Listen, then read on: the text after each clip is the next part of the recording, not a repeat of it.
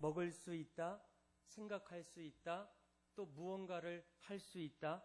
아마 이 모든 것을 아울러서 살아있다는 것은 내가 계속적으로 변화되고 있다는 겁니다.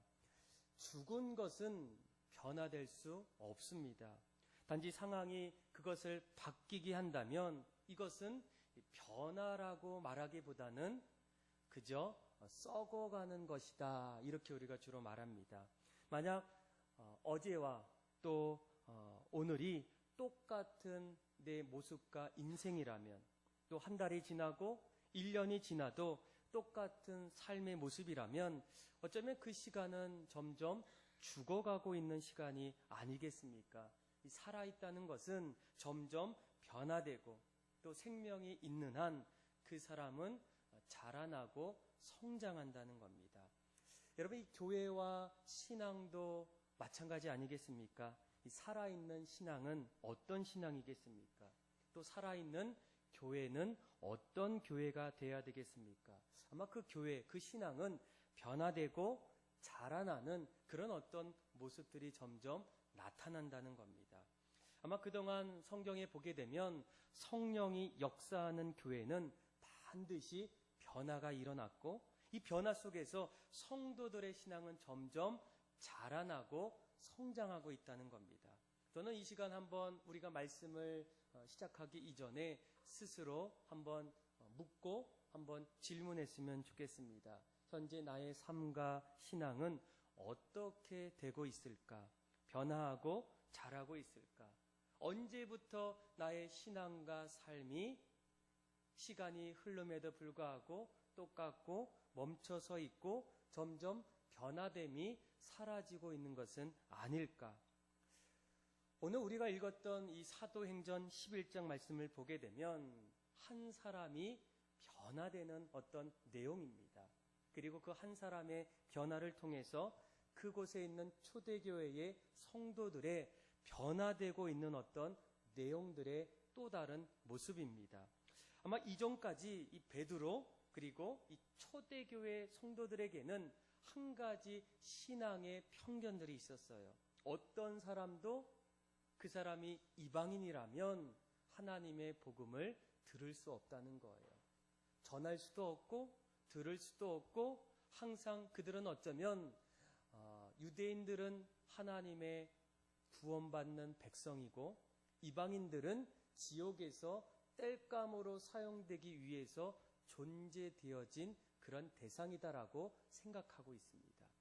그런데 오늘 우리가 말씀을 보게 되면 언젠가부터 초대교회가 점점 자라나고, 특별히 11장에는 더 새로운 어떤 변화됨의 모습들을 발견한다는 거예요. 우리 한번 11장 18절의 말씀을 우리 같이 한번 확인해 볼까요? 같이 읽겠습니다.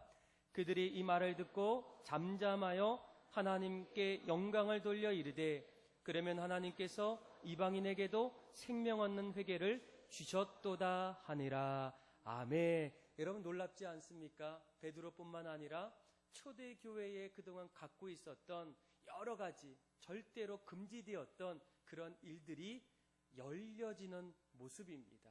이방인들에게도 하나님이 역사하시면 그들에게도 복음이 증거되고, 그곳에 하나님의 교회가 세워질 수 있는 신앙의 더 큰 어떤 영역들이, 지경들이 넓혀지는 고백이 바로 오늘 18절의 내용이라는 거예요. 그러면서 그들의 어떤 신앙은 예전보다 점점 자라나고 넓어져 가고, 그리고 하나님의 세계 복음화에 대한 어떤 큰 비전과 소망을 점점 갖는다는 겁니다. 저는 오늘 이 말씀을 통해서 이 그들이 가졌던 그런 변화의 신앙이 오늘 우리들에게도 일어나면 얼마나 좋을까? 우리도 날마다 신앙 안에서, 말씀 안에서 하나님 말씀을 듣고 신앙생활 하는데, 어떤 분들은 여전히 점점 자라나고 있는 분도 있지만, 또 한편으로는 언젠가부터 그 신앙이 멈춰서고 살고 있는데, 신앙생활을 하고 있는데 마치 어떤 영혼의 식물 인간처럼 그렇게 보내고 있는 분이 있다라는 거예요. 그래서 오늘 말씀을 우리가 함께 나누면서 만약 내 신앙이 날마다 자라나고 성장하고 있을 때 내가 돌아봐야 될 어떤 것이 무엇인가? 또 어떤 분들은 이미 내 신앙이 멈춰 있다면, 그러면서도 내 신앙이 더욱더 다시 한번 일어서기를, 신앙의 변화를 소망하기를 원한다면 오늘 말씀을 잘 들으시고 또 그 안에서 하나님의 은혜가 여러분들의 삶 속에 일어나기를 주님의 이름으로 축복합니다. 여러분, 교회가 살아있는 교회, 또 신앙이 점점 살아나기 위해서 가장 먼저 우리에게 필요한 첫 번째는 무엇이겠습니까? 우리가 신앙생활할 때에 이 본질과 비본질이 무엇인지를 구별해야 한다는 겁니다.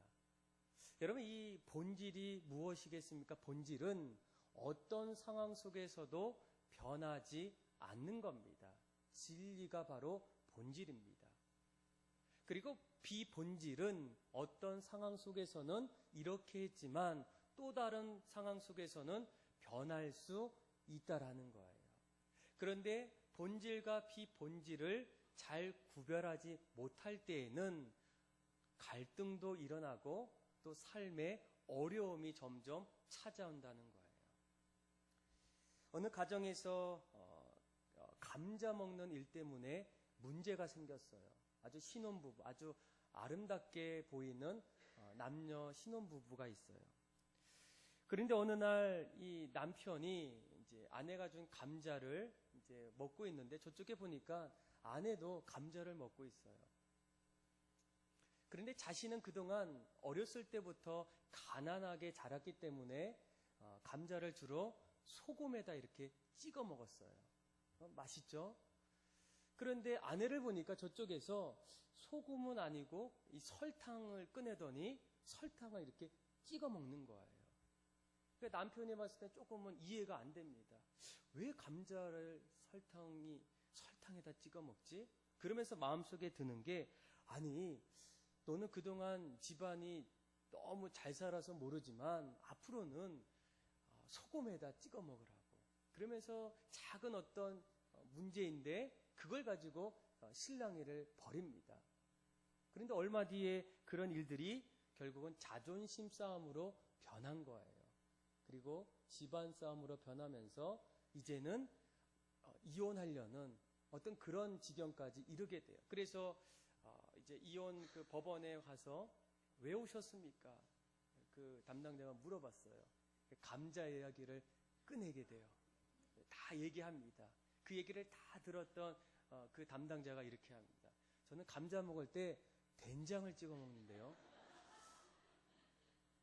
여러분, 우리가 감자 먹는 것은 배고프기 때문에 꼭 먹어야 합니다. 그러나 우리가 어떤 방식으로 또 어떻게 먹는 것은 다 다양한 거예요. 여러분, 신앙도 여러분 마찬가지입니다. 우리가 본질과 비본질을 구별하지 못하면, 오늘 우리가 읽었던 말씀을 보게 되면 그 당시 초대교회의 유대인들이 믿지 않는 이방인들과 그리고 베드로를 비난하게 돼요. 우리 한번 1절에서 3절의 말씀까지 같이 한번 읽어보겠습니다. 시작. 유대에 있는 사도들과 형제들이 이방인도 하나님의 말씀을 받았다함을 들었더니 베드로가 예루살렘에 올라갈 때에 할례자들이 비난하여 이르되 내가 무할례자의 집에 들어가 함께 먹었다 하니 아멘. 여러분, 베드로는 어떤 사람입니까? 유대 민족의 지도자예요. 초대 교회를 세웠던 아주 중심에 섰던 지도자입니다. 함께 따랐던 그 초대 교회 성도들이 베드로가 이방인들 집에 있고 이방인들에게 복음을 전했다는 소식을 들었을 때 그들은 베드로를 어떻게 여깁니까? 섬기고 존경했던 베드로를 오히려 비난하고 신랄하게 비판하고 있다는 거예요.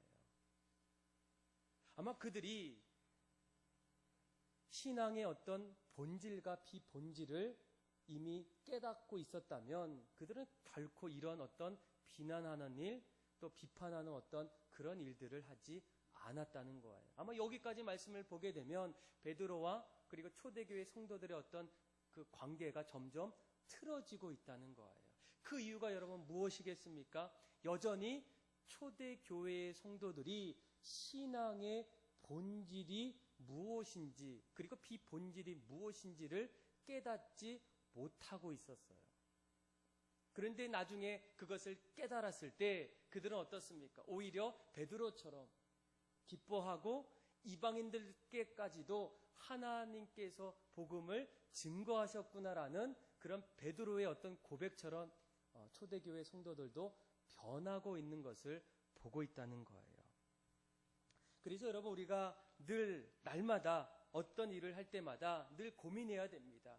내가 하는 일, 또 내가 신앙생활 할 때에 이것이 정말로 내가 붙잡아야 될 것인가, 아니면 이것은 다양한 방법으로 해도 괜찮은가를 우리가 생각해야 된다는 거예요. 여러분, 어떤 분들은 왜 변화하는 걸 어려워하십니까? 그런데 그 부분들 가운데 이런 얘기를 해요. 내가 변화되면 그 변화가 좋은 변화가 아니라 변질될 것 같아서 오히려 변화하는 것을 원치 않습니다. 이런 이 변화와 변질의 차이가 무엇이겠습니까? 이 본질이 바뀌면 변질이 되고, 그렇죠? 본질이 바뀌지 않고 비본질이 바뀌면 변화가 된다는 거예요. 아마 우리가 지난주부터 선교회별로 지금 경기도 양주에 있는 예수 은혜교회를 지금 가게 돼요. 그런데 이런 이야기를 할 때마다 어떤 분들은 좋아하지만 또 다른 어떤 분들은 저에게 오셔서 가끔씩 이런 얘기를 합니다. 목사님, 어떻게 우리가 본 교회를 섬겨야 되는데, 예배는 본 교회에서 드려야 되는데 어떻게 교회에서 드리지 않고 다른 교회에서 예배를 드릴 수 있겠습니까? 이렇게 저에게 물어보시는 분들이 있다는 거예요. 아마 저도 그 이야기를 듣고 곰곰이 한번 생각해 봤어요. 어떤 분들은 그 부분에 대해서 여전히 조금 납득이 안 가거나 이해를 조금 안 하시는 분들이 있다는 거예요. 그런데 그 이유는 평생을 내가 본 교회에서 신앙생활 했었고, 또 제가 또 찾아보니까 그동안 우리 목사님들, 또 아버지, 할아버지 세대의 목사님들이 주로 설교했던 내용 중에 하나가 미국의 석유왕, 또 가장 잘 살았던 사람 가운데 하나가 록펠러예요. 그런데 록펠러의 어머니가 유대인인데 그 어머니가 돌아갈 때의 록펠러에게 주었던 몇 가지 어떤 조언들, 충언들 몇 가지가 있어요. 그런데 그 몇 가지 중에 하나가 이런 거예요. 제가 한번 읽어볼게요. 주일 예배는 본 교회에서 드려라. 하나님의 자녀로서 교회에 충성해야 하며 가능한 주일 예배만큼은 본 교회에 참석하여 예배 드리는 것이 중요하기 때문이다. 그래서 아마 우리가 어렸을 때부터 이런 이야기들을 많이 들었습니다. 날마다 예배할 때에 어디 있더라도 늘 자신의 교회로 가서 예배했어요. 그런데 여러분, 여기에서 우리가 중요한 것은 예배의 본질이 무엇인지를 여러분들이 스스로 대답할 줄 알아야 합니다. 여러분, 예배가 무엇입니까? 예배의 가장 중요한 것은 내가 하나님 앞에 나아가는 거예요. 그리고 하나님 앞에 예배하는 겁니다. 그래서 예배의 본질은 내가 이 시간에 신령과 진정으로 나를 창조하시고 구원하신 하나님을 더욱더 찬양하고 경배하는 겁니다. 그래서 이 예배의 장소는 꼭 이곳이 아니더라도 괜찮다는 거예요. 그러니까 이게 바로 이 비본질이라고 말할 수 있겠죠. 이것이 우리에게 이해가 되면 우리가 다른 어떤 교회, 또 지금 태국에서 선교하는 그런 어떤 일도 가능하다는 거예요. 우리가 오늘 함께 찬양했던 나는 예배자입니다. 내가 선 곳에서 우리는 예배합니다. 이것이 바로 예배의 본질이라는 거예요. 내가 이곳에서도 하나님 찾지 않고 다른 어떤 생각하면 그것은 참된 예배자의 모습이 아니라는 겁니다. 여러분, 물론 우리가 경기도 양주에 가게 되면 솔직한 마음으로 저도 그래요. 오늘 같은 날 한 20명 이상 교인들이 빠졌을 때에 빈자리가 좀 많이 있어요. 섬기는 자리가 점점 없어져요. 그런데 그때에 제 마음속에도 어떤 생각, 이왕이면 그분들이 그곳에 가서 예배하고 하는 것보다도 이곳에서 더 예배하기를 원하는 건 제 마음도 솔직한 마음입니다. 그런데 그런 일이 가능한 일은 무엇이겠습니까? 여러분, 이 교회의 어떤 본질을 보면 이 교회는 하나님이 세우신 교회라는 거예요. 하나님이 주인 되신 교회가 바로 온누리 소망교회라는 겁니다. 여러분, 경기도 양주에 있는 예수 은혜교회도 누구의 교회입니까? 하나님의 교회라는 거예요. 태국에 세우신 그 교회도 하나님의 교회라는 거예요. 그곳에서 내가 하나님 앞에 나와서 예배한다는 거, 그것이 하나님 앞에 온전히 드리는 예배의 본질이라는 거예요. 인간의 마음은 이왕이면 더 잘 되고 내 안에서 뭔가 이루어지기를 원합니다. 그래서 저도 솔직한 마음으로는 안 갔으면 좋아요. 그러나 하나님 앞에 기도하고 또 교회의 어떤 모습들, 본질을 하나하나 보게 되면 그것이 더 하나님이 기뻐하시는 일이라면 그 일들이 가능하다는 거예요. 그러면 우리의 마음이 어떻습니까? 점점 관용적이고 또 축복해주고 또 보내주고 함께 기도할 수 있다는 거예요. 그런데 이런 어떤 본질적인 것을 우리가 붙잡지 않으면 어떻습니까? 왜 본교회에 있고 왜 다른 교회 가고 왜 당신은 이런 일을 합니까? 이런 어떤 어려움들이 우리 안에 반드시 나타난다는 겁니다. 마치 초대교회의 지도자였던 베드로에게까지도 유대인들은 어떻습니까? 비난하고 그의 어떤 행적에 대해서 이해하지 못하니까 이런 어떤 일들이 자꾸만 일어나고 있는 거예요. 그래서 여러분, 우리가 신앙생활할 때 가장 중요한 것은 무엇입니까? 변화를 위해서, 신앙의 성장을 위해서는 우리 안에 있는 신앙의 이 본질이 여러분 무엇인지 또 비본질이 어떤 것인지를 반드시 구별할 때 우리의 신앙이 자유롭고 하나님 앞에 온전히 나아갈 수 있는 그런 시간이 된다는 겁니다. 두 번째, 우리의 신앙이 점점 변화되기 위해서 또 성장하는 어떤 신앙을 위해서 또 한 가지 필요한 것이 있다면 무엇이겠습니까? 우리 안에 있는 어떤 이 고정관념들을 벗어나야 한다는 거예요. 이런 현대과학이 눈부시게 발달하면서 그럼에도 불구하고 오늘날까지 해결하지 못했던 질병이 있어요. 뭡니까? 바로 이 고정관념이라는 거예요. 과학이 아무리 발달하고 철학과 교육이 점점 이렇게 발달해도 누구에게나 이 고정관념을 벗어나지를 못하고 있다는 거예요. 여러분들 한번 물어보게요. 여러분들은 고정관념이 있습니까? 없습니까? 여러분, 비가 오면 어떻게 해야 됩니까? 우산을 써야 돼요. 그런데 어느 국민이나 다 그렇게 생각한다는 건 아니라는 거예요. 그러니까 이 프랑스에 가보면 이 비가 오는데, 눈이 오는데 곳곳에서 그냥 비 맞고 눈 맞고 걸어가는 그런 사람들을 종종 볼 때가 많다는 거예요.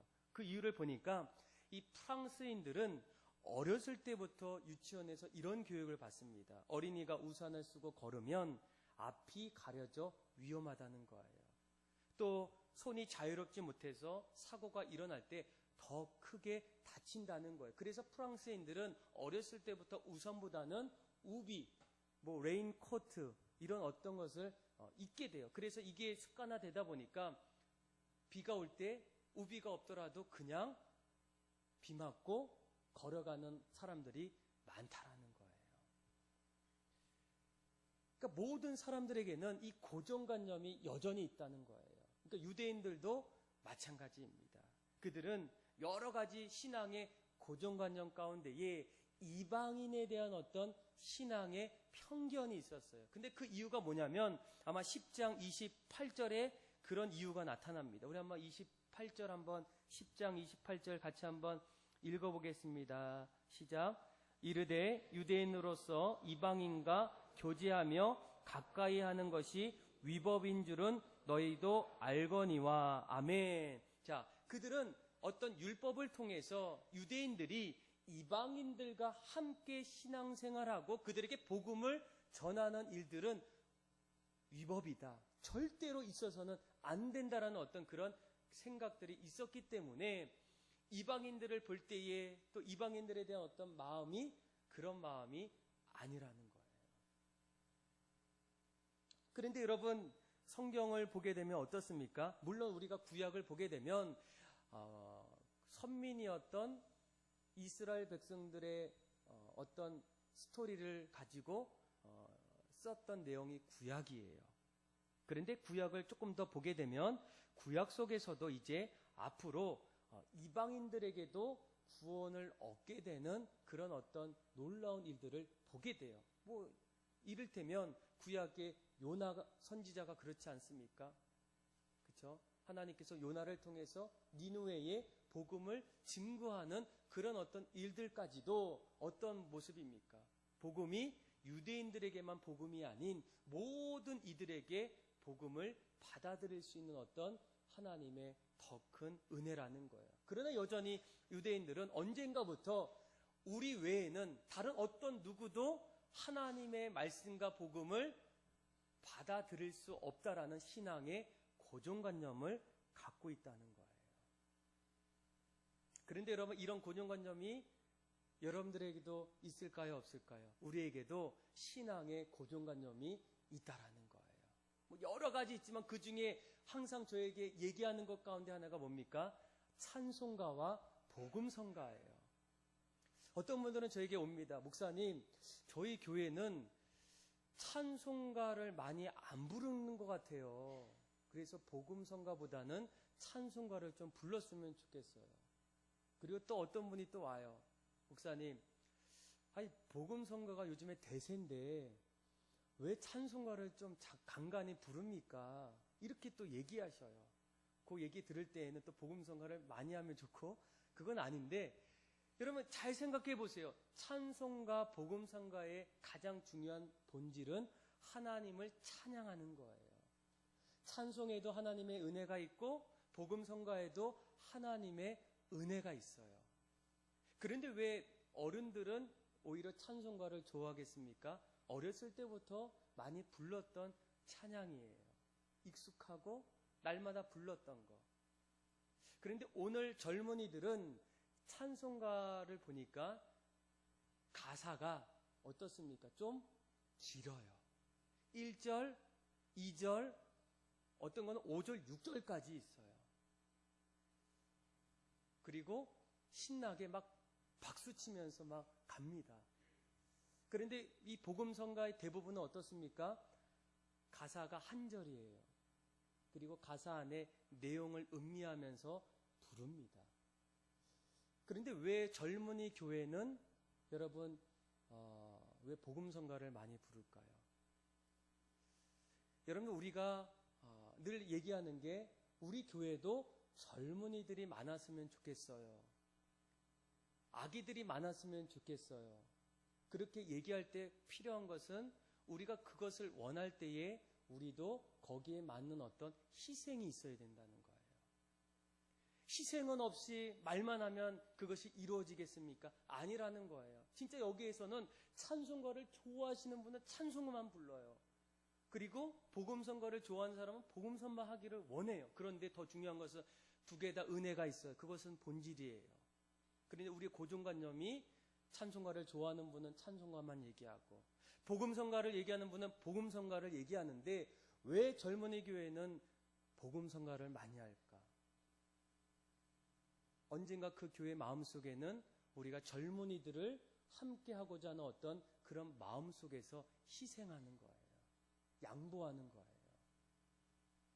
그래서 여러분 곳곳에서 요즘에 젊은이들의 어떤 찬양의 대세가 복음성가라고 주로 얘기하잖아요. 찬송가 거의 몰라요. 그럼에도 복음성가를 계속 우리가 양보하는 것은 우리 마음속에 더욱더 지금 세대보다 다음 세대가 더 중요하고 믿음의 세대로 그들을 이끌기 위해서 우리가 점점 어른들이 양보하고 있다는 거예요. 그런데 그 안에 뭐가 있으면 우리 안에도 우리도 모르는 어떤 고정관념, 찬양에 대한, 찬송에 대한 이 고정관념이 있다라는 거예요. 그런데 그것을 점점 내려놓을 때 어떤 일이 일어나겠습니까? 그렇죠? 어르신들도 점점 복음성가가 좋아진다는 거예요. 그 안에 은혜가 있다는 거예요. 함께 찬양할 수 있다라는 거예요. 내 신앙의 고정관념을 내려놓을 때, 그때 점점 내 신앙의 변화가 일어나게 됩니다. 여러분, 첫째가 뭡니까? 우리가 신앙의 어떤 변화를 위해서 본질과 비본질을 구별해야 돼요. 둘째는 뭐죠? 고정관념을 벗어버려야 돼요. 그러면 마지막 세 번째가 무엇이겠습니까? 세 번째는 열린 마음, 열린 의식을 가져야 된다는 거예요.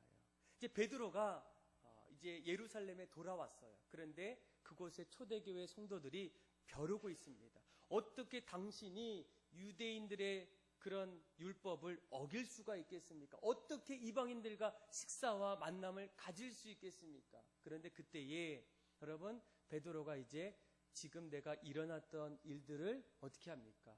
하나하나 낱낱이 설명하게 돼요. 아마 그 말씀이 11장 5절부터 이제 16절까지 일어나게 됩니다. 그런데 중요한 것은 이런 이야기를 할 때에 그곳에 있었던 유대인들 또 신앙의 성도들이 어떻습니까? 베드로의 이야기를 듣고 있었다는 거예요.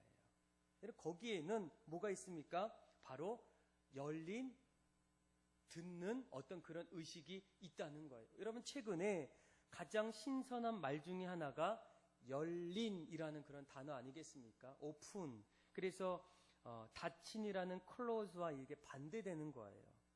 그래서 뭐 열린 예배, 열린 의식, 열린 마음. 이게 도대체 무엇일까? 그런데 이 열린이라는 그 단어 속에는 나보다는 타인을 향한 어떤 듣고자 하는 어떤 의식이 있다는 거예요.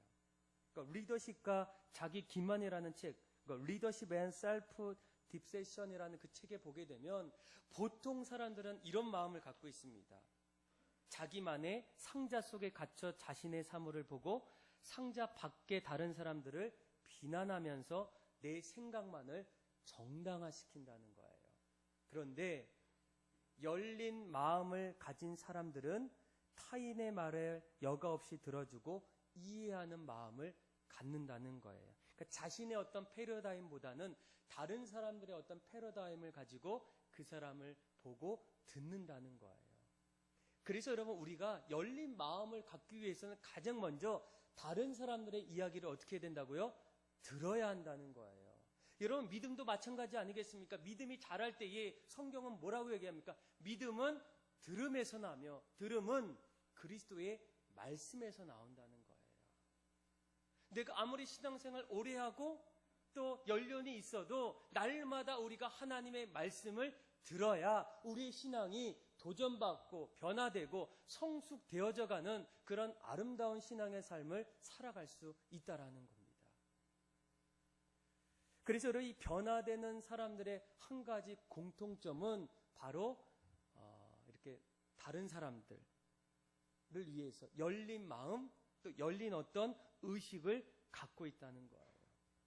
그러니까 오늘 본문에도 베드로가 이제 설명합니다. 이제 우리가 어떤 설명을 했는지 이제 보게 되는데, 이 설명을 다 하고 나니까 그곳에 있었던 성도들이 그 말을 잘 듣고 이해하는 거예요. 그리고 그들이 닫혀 있었던 신앙의 고정관념이 점점 사라지게 돼요. 그리고 18절에 뭐라고 얘기합니까? 하나님께 영광을 돌려 하나님께서도 이방인들에게 생명을 얻는 회개를 드디어 주셨다고 그들의 신앙의 모든 생각들이 바뀌는 고백을 하게 된다는 거예요. 자, 그러면 도대체 이 베드로가 어떤 이야기를 이 성도들에게 했을까? 오늘 본문을 잘 읽어보시면 지금까지 있었던 그의 사건 5가지를 얘기해요. 자, 우리 5절에서 이 10절까지가 바로 베드로가 그 전에 겪었던 환상에 대해서 성도들에게 얘기합니다. 우리 한번 5절에서 10절 한번 교독을 한번 읽어볼까요? 다 아시는 건데, 이르되 내가 요바의 시에서 기도할 때에 황홀한 중에 환상을 보니 큰 보자기 같은 그릇이 내 귀에 매어 하늘로부터 내리어 내 앞에까지 드리워지거늘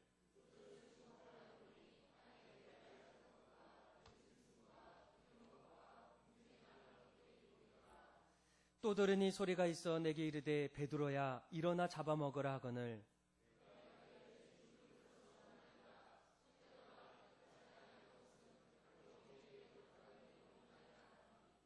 또 하늘로부터 두 번째 소리가 있어 내게 이르되 하나님이 깨끗하게 하신 것을 내가 속되도다 하지 말라 하더라.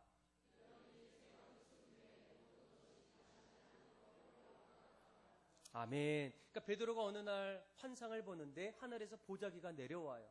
그 짐승인데 네 발 가진 기어가는 좀 이상한 처음 보는 그런 어떤 짐승이에요. 그러니까 유대인들은 보통 좀 확인된 어떤 음식 외에는 먹지 않습니다. 근데 하나님이 베드로에게 이 정체불명의 짐승을 어떻게 하라고요? 먹으라는 거예요. 베드로는 이 얘기를 들었을 때 안 됩니다. 어떻게 제가 부정한 음식을 먹을 수가 있겠습니까? 그런데 중요한 것은 그때 이 하나님이 얘기합니다. 내가 먹으라고 하는데 하나님께서 이것이 깨끗하고 하는데 왜 너는 그것이 더럽다고 말할 수 있느냐? 그러면서 베드로의 어떤 생각들을 깨트리고 있다는 거예요.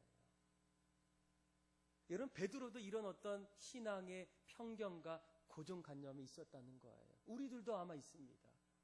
그런데 그때 하나님이 이 환상을 통해서 그의 마음에 다른 마음을 점점 주게 돼요. 자, 그 다음에 11절에서 12절에 또 다른 얘기를 합니다. 같이 한번 두 절이니까 한번 읽어볼까요? 시작. 마침 세 사람이 내가 유숙한 집 앞에 서 있으니 가이사랴에서 내게로 보낸 사람이라. 성령이 내게 명하사 아무 의심 말고 함께 가라 하심에 이 여섯 형제도 나와 함께 가서 그 사람의 집에 들어가니. 아멘. 그러니까 요바에 있는 베드로가 어느 날 집을 문을 여니까 가이사랴에서 어떤 사람들이 찾아왔어요. 신기하죠? 도대체 이 일이 무엇일까? 그런데 그때에 뭡니까? 성령의 음성을 듣게 돼요. 의심하지 말라는 거. 12절에 보니까 성령이 아무 의심하지 말고 함께 가이사랴에 가라는 그 음성을 베드로가 내가 들었다는, 그래서 내가 이방인들에게 찾아갔다는 거예요. 자, 그 다음 13절 14절 이제 고넬료의 간증입니다. 같이 한번 읽어볼까요? 시작. 그가 우리에게 말하기를 천사가 내 집에 서서 말하되 내가 사람을 요바에 보내어 베드로라 하는 시몬을 청하라. 그가 너와 내 온 집이 구원받을 말씀을 내게 이르리라 함을 보았다 하거늘. 아멘. 고넬료가 간증해요. 천사가 나에게 말해서 내가 사람들을 베드로에게 보냈습니다. 이런 어떤, 그러니까 이게 우연히 있는 것이 아니라 하나님께서 천사를 통해서 지금 모든 일들이 진행되고 있다라는 것을 이제는 고넬료가 베드로에게 이야기합니다. 자, 그리고 자 15절 16절 같이 한번 읽어볼까요? 시작. 내가 말을 시작할 때에 성령이 그들에게 임하시기를 처음 우리에게 하신 것 같이 하는지라. 내가 주의 말씀에 요한은 물로 세례를 베풀었으나 너희는 성령으로 세례를 받으리라 하신 것이 생각났노라. 아멘. 그래서 만남을 갖고 이제 서로 교제하는 가운데 중요한 것은 그 자리에 성령께서 강림하셨고 성령께서 그들에게 약속해 주셨던 일들을 고백하고 있다는 거예요. 그러니까 여러분 잘 보세요. 지금 처음부터 마지막까지 그들이 어떤 신앙의 편견과 고정관념이 깨질 수밖에 없었던 가장 중요한 어떤 이유가 무엇이겠습니까? 성령께서 그 모든 것을 지금 이끌어 가셨다는 거예요. 성령께서 고넬료의 마음에 찾아오셨고 성령께서 고넬료를 통해서 사람들을 보내셨고 성령께서 베드로의 마음을 움직이셔서 그 고넬료와 베드로가 만남을 통하여 이방의 선교가 처음으로 시작되는 그런 놀라운 일들이 누구를 통해서 일어나고 있다고요? 성령을 통해서 일어나고 있다는 거예요. 여러분, 여기서 우리가 가장 중요한 한 가지 영적인 레슨이 있어요. 여러분, 우리가 정말 변화되고 싶습니다. 성장하고 싶어요. 가정에서도 직장에서도 사람들 만날 때마다 우리가 늘 그 사람 앞에서 늘 사랑하고 싶고 용서해주고 싶고 기쁨을 나눠주고 싶고 인내하고 싶고 절제하고 싶은 그런 어떤 마음들이 날마다 우리의 어떤 인생의 자리에 소망하는 마음이 있다는 거예요. 왜 내가 그때 그랬을까?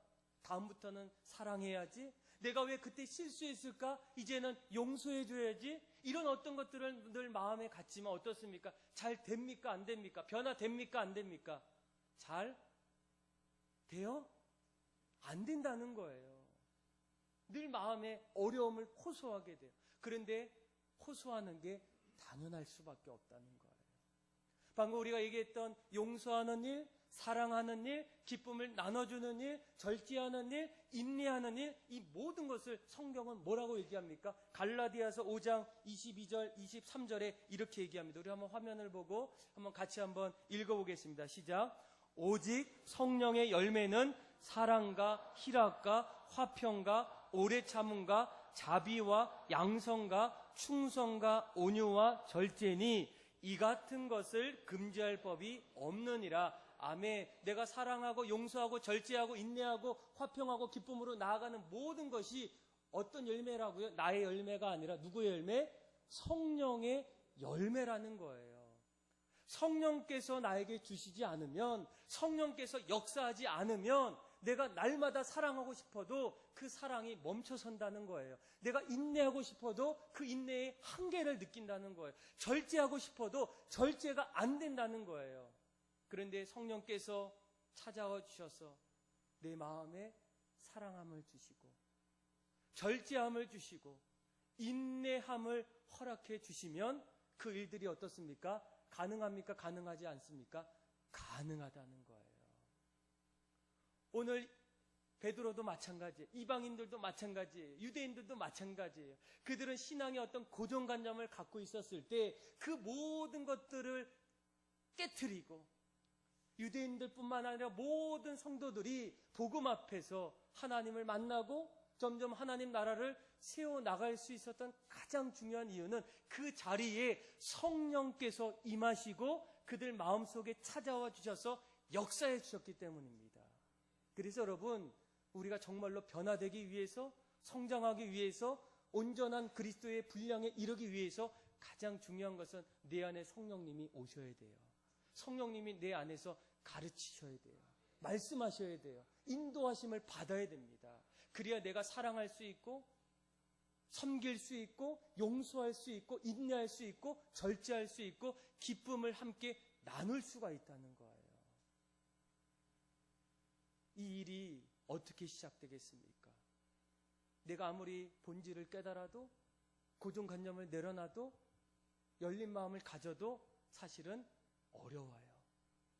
그런데 이 모든 일들이 그 안에서 운행하시는 성령님의 사역이라는 거예요. 그래서 우리가 성령님을 사모해야 돼요. 하나님을 찾으셔야 돼요. 하나님께 우리의 마음을 의탁드려야 돼요. 그래서 하나님, 저는 좀 연약해요. 용서함이 부족해요. 인내하는 게 어려워요. 절제하는 건 더 안 돼요. 기다리는 건 더 복잡해요. 그런데 그때마다 하나님이 내 마음에 오셔서 조금만 더 기다려라. 조금 더 섬겨라. 더 사랑해라. 용서해라. 함께해라. 이런 어떤 마음이 내 마음에 성령님 통해서 일어나면 우리의 마음이 어떻게 달라지겠습니까? 어떻게 새로워지겠습니까? 사랑하는 믿음의 성도 여러분, 살아있는 성도는 어떤 성도이겠습니까? 살아있는 교회는 어떤 교회이겠습니까? 살아있는 신앙은 어떤 신앙이겠습니까? 오늘 말씀을 통해서 하나님, 날마다 살아있는 신앙으로, 성장하는 신앙으로, 변화되는 신앙으로 하나님과 늘 동행하고 하나님의 귀한 일들 감당하고 하나님과 늘 함께하는 그런 신앙의 모든 성도들이 다 되기를 주님의 이름으로 축복합니다. 우리 내 평생 사는 동안 67장인데 같이 한번 찬양하고 우리 주신 말씀 가지고 한번 기도하겠습니다.